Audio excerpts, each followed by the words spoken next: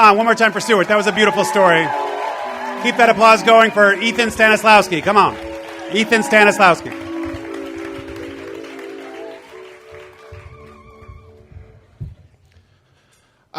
Last summer, I was the most depressed I've ever been in my entire life.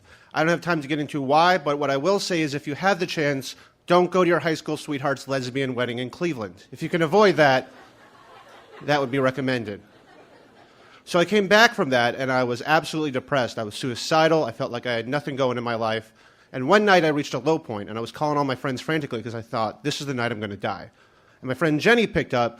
She said, just come over to my place. You'll eat pizza. You'll drink wine. You'll watch The Simpsons. You'll pass out. And you'll figure it out tomorrow. And I'm like, okay, I can do that. So I go to my friend Jenny's place. I'm sober, completely sober, but I'm in such a crazy state that I leave the keys in the ignition and leave the car on overnight. So I figure I'm going to wake up the next day and the car is going to be dead. But in fact, the car is gone. My car was stolen that night. So let's just add another layer to this. So I go and file a police report at the police precinct near where I was, and I go to a diner. I'm just crying into hash browns or whatever. And then I get a call from a number I don't recognize, and this guy said, hey, did you leave your car parked on the corner of Pico and Robertson last night? Yeah, I saw it. They were about to tow it. I found your number in the glove compartment. I decided to be a good Samaritan, and at the last minute I took it and moved it into my friend's place. I'm on a payphone in Torrance right now, but I'm going to come up and meet you. If you know anything about Southern California, payphone in Torrance is about the sketchiest sentence you could ever say. And the guy sounded kind of off, so I didn't know. I told him it was stolen. He's like, oh, okay. So an hour goes by. I figure, fine, it's in the chop shop. I'm in the exact same position I was before. 2.5 hours later, I get a phone call from this guy. He's like, hey, sorry, it's been crazy. I had to go to Target to get prepaid phones. Also, it was my one day with my kids, so I had to go to Goodwill. And just so you know, I got out of prison like 6 months ago for like a car thing, but it's not like this, I swear. And I'm like, what the fuck's going on here? So I'm on the phone with the cops throughout this whole thing, and he wants to meet at the Jack in the Box across from where I left my car last night. Very legitimate. And the cops are like, well, we're not going to wait with you, but when he comes, just call us, and we'll show up. I'm like, I'm not doing a fucking sting operation for you guys. What's going on here? But while all this is going on, I get a call from the Redondo Beach police who say they have identified my car. I had LoJack the whole time. I had no idea. I was kind of pissed because I could have saved money on my insurance if I had known that, but whatever. And they're like, we've identified your car, we're going to observe it, we're going to apprehend whoever comes to it, and then we're going to tow it to a police lot. When all that goes down, come to Redondo, we'll get this sorted out. So it all goes down. My friend Jonathan gives me a ride down to Redondo. My friend Jonathan, I've been on the phone with him a few days earlier, and he was like, man, you just need something to kick your ass into gear, get you off the couch, and just sort of energize you and wire you up. So he pulls up in the car, and I get in. He's like, does this kick your ass into gear? And I'm like, yeah, hell it did. Game on, motherfucker. Let's go to Redondo. No one's ever said, game on, let's go to Redondo before me, but that's okay.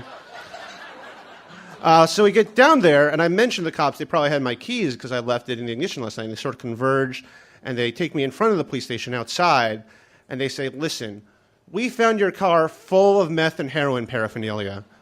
And these guys are claiming they're drinking buddies of yours, and you were involved in a hit and run last night, and they took your car to cover for you.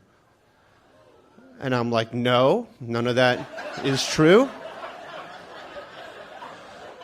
So then they have to check to see if I do meth or heroin, and the way they did that was very scientific. They asked me if I do meth or heroin. And I said, no. And like, have you heard this person's name before? It's like, I've never heard that name before. And it's like, we found anti-anxiety medication in your car. It's like, yeah, it's mine because I'm fucked up, but this has nothing to do with this.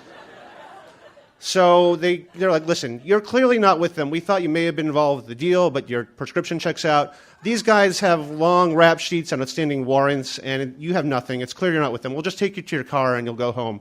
So I get to my car, and they opened up the trunk, and they're still pulling, like, syringes and, like, spoons out of my trunk and stuff like that. But there's also, like, they had left a bunch of their stuff there, too. So there's, like, clothing and, like, electrical equipment. There's a big gulp in the cup holder. I didn't know you could get a big gulp on heroin before that night. I don't know. So they're like, we don't know which of this is yours and which of this is theirs. So we're going to let you figure that out. And then I drive out of the police lot, and I'm like, I'm pulling into a 7-Eleven parking lot right now and dumping everything that's not mine into the trash can. It very much looked like I was hiding evidence from a murder. Very much. I had to go into the 7-Eleven and explain to the clerk everything that had happened so that I'm not back at the Redondo Beach Police Department immediately. But while all this is going on, the craziest thing is, like, I'm not depressed anymore. Like, the cops were like, you seem very normal for someone saying anxiety. So like, yeah, I do. All of a sudden, I'm very, like, straight-laced. And I'm, like, excited. It's just, all of a sudden, I'm not on my couch anymore. I'm in this weird Bruce Willis hostage negotiation where my car is the hostage. And I'm laughing. I'm feeling great. And finally, things got better after that. And that was, like, a real turning point day in my life. And that worked. I was not depressed anymore. So what I'll say, I know people here probably suffer from depression, and the advice I give, I wouldn't recommend getting your car stolen and ending up full of meth and heroin paraphernalia in Redondo Beach, but it fucking works. My depression was gone. Thank you guys very much.